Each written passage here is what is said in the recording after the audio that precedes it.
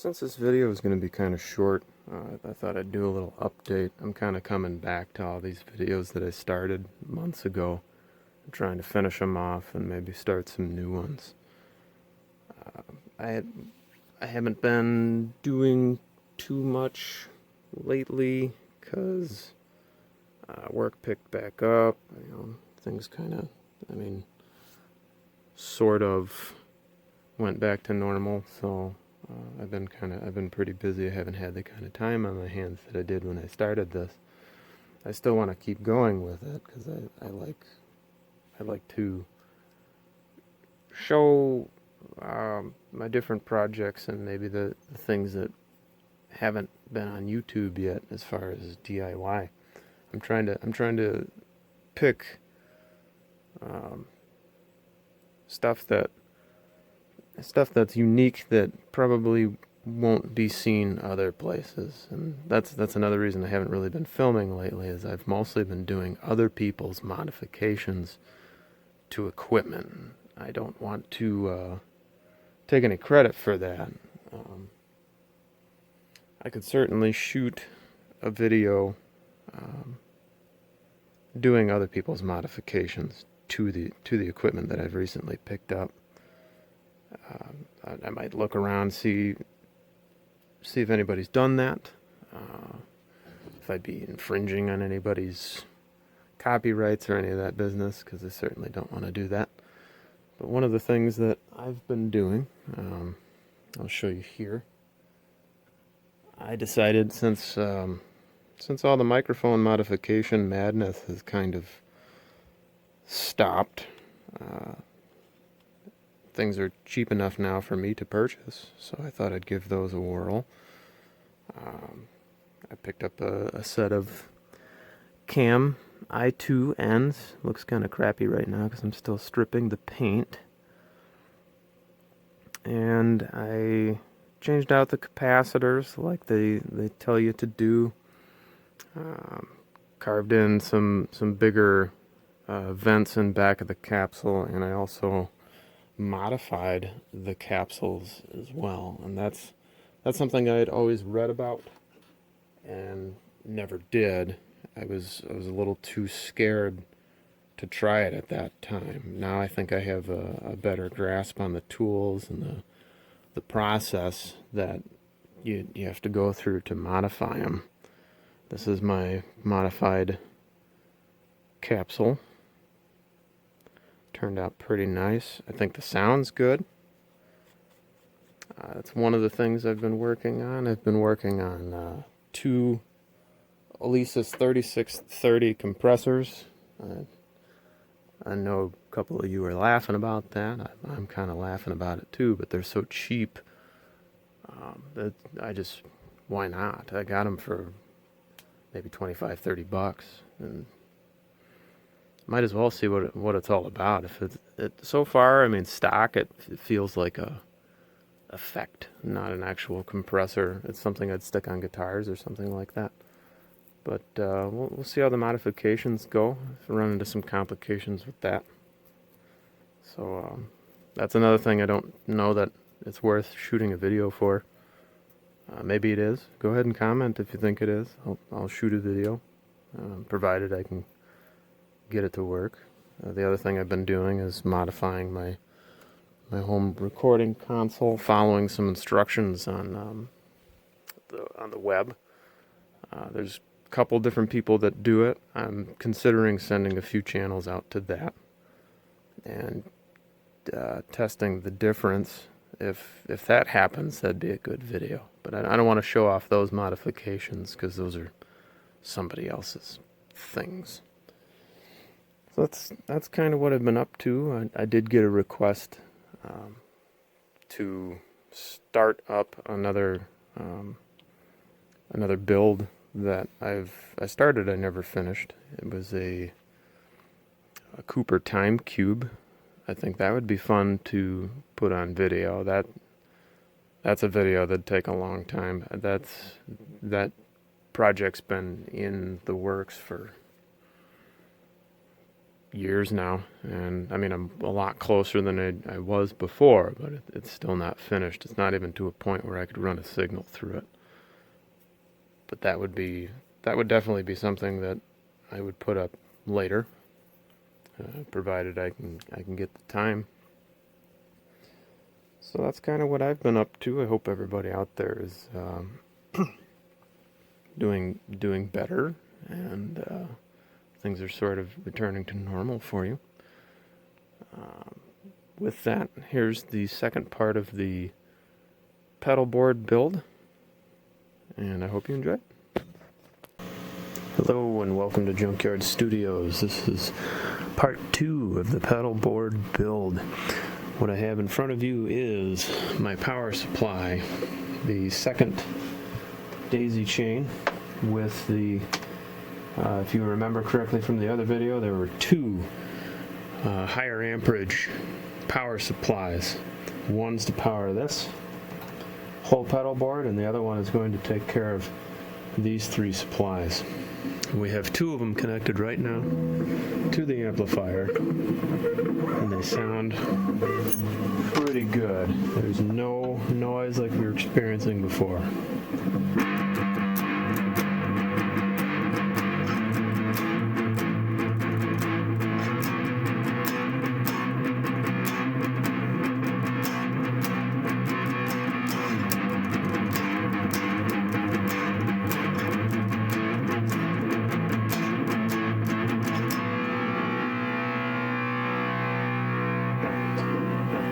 That's good enough for me. Not too bad for junk parts hanging around, stuff you could get at the Goodwill. Each one of these power supplies came from things that stopped working for me, and I just, every time I throw something away, I take every usable part from it. One of the higher power, the 2K milliamp one, that came from a soldering iron that wasn't the greatest, and it was supposed to be like a modular. You could remove the tip easier and plug it in with one of these jacks, and it didn't last very long. But I saved that supply for something someday, and here it is.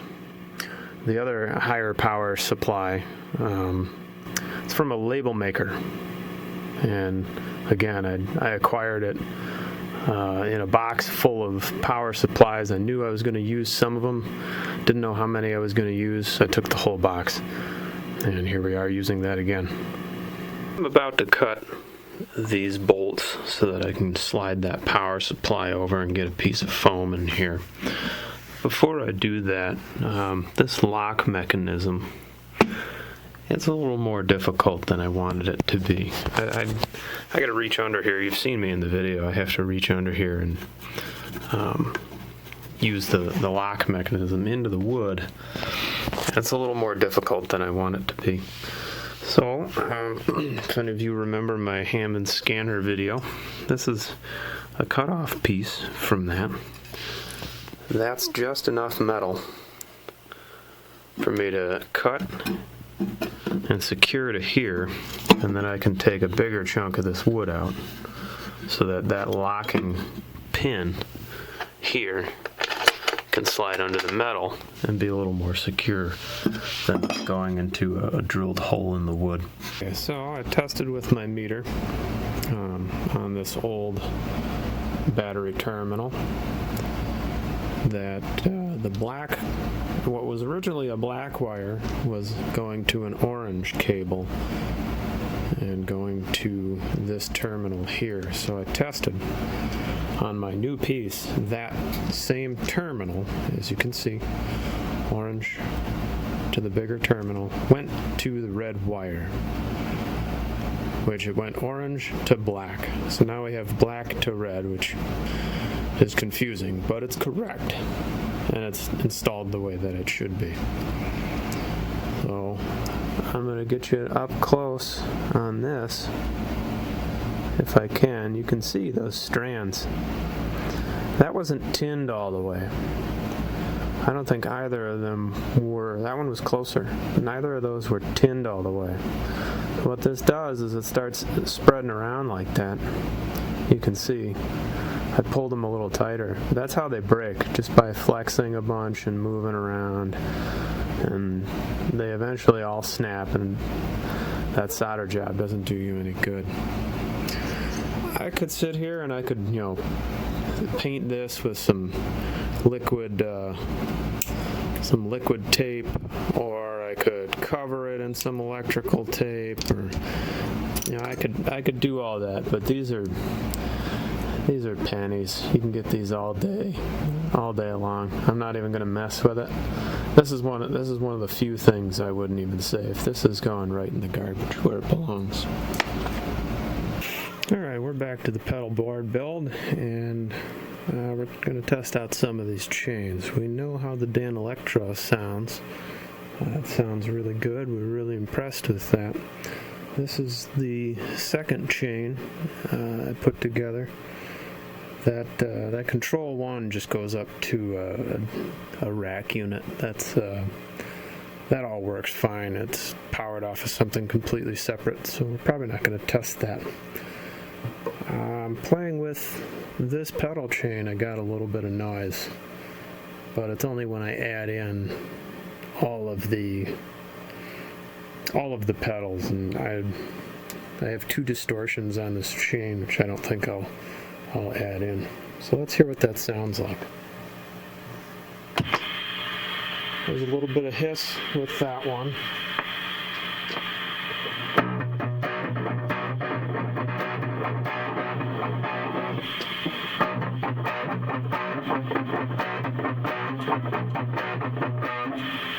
It's definitely coming from this pedal. So when you turn that off, it's gone.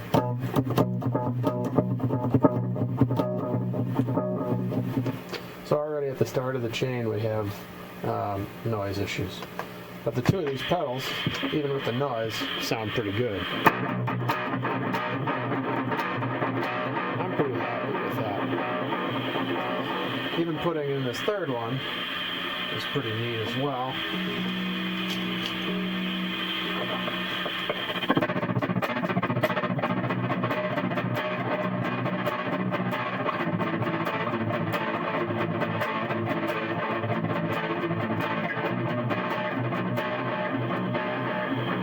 That's pretty cool.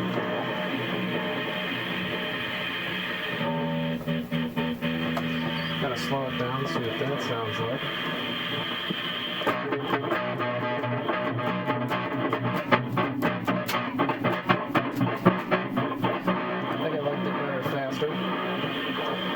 This is our second distortion, and if I turn it on right now, it's going to blast us. So what I'm going to do is take that out and see what this does.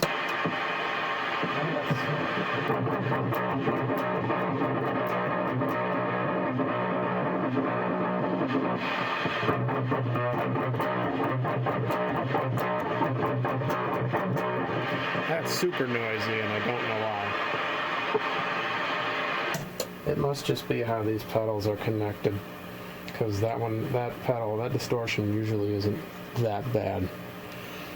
So I'd almost want to go back to my original thought of dividing these into like 3 different chains.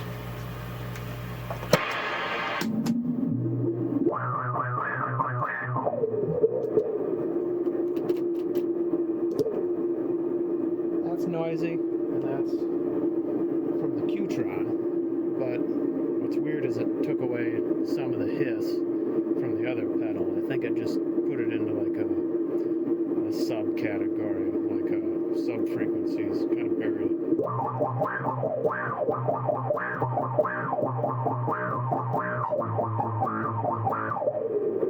That's kind of cool.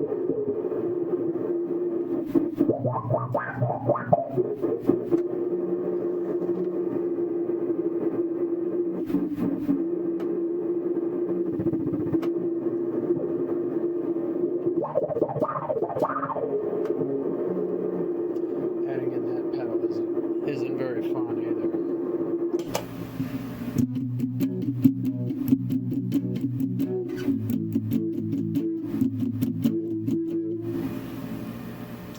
pedal is actually pretty good by itself as well.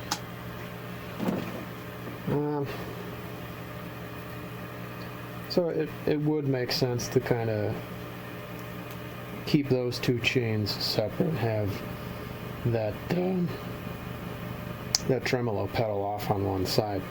I might not even keep that tremolo pedal because I really didn't need tremolo.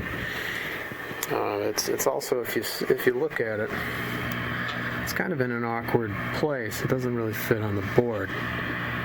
I could probably get some better connectors in there and move it around, but I had to really rig it in here.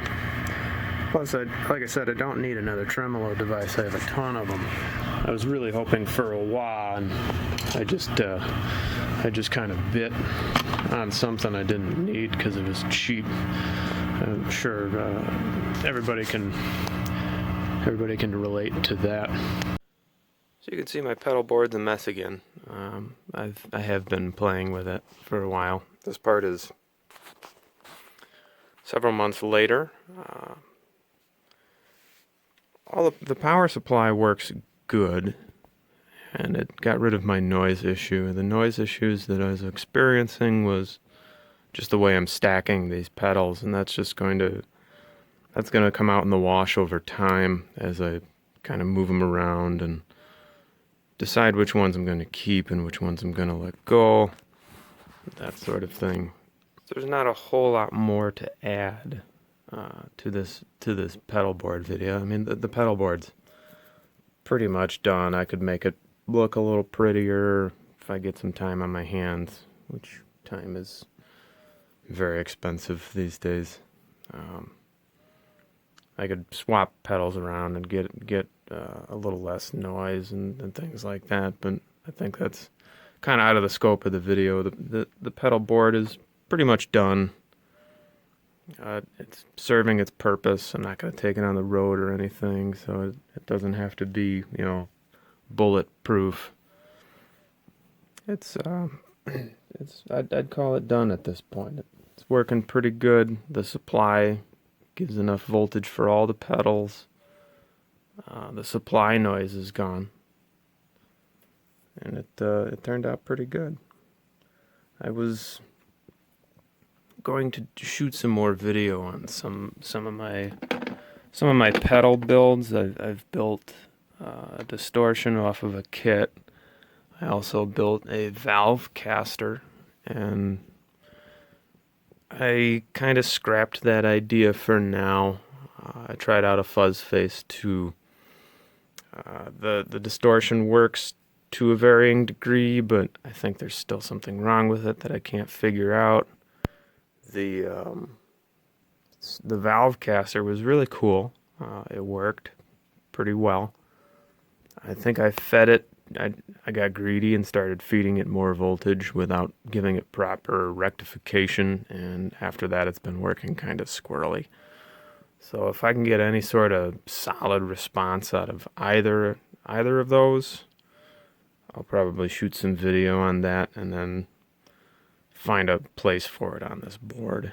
But for now, the second video is kind of just wrapping up what the first video did, so there's not a whole lot of meat and potatoes here, but that's pretty much the end of the board. So I hope it's inspired you to do the same.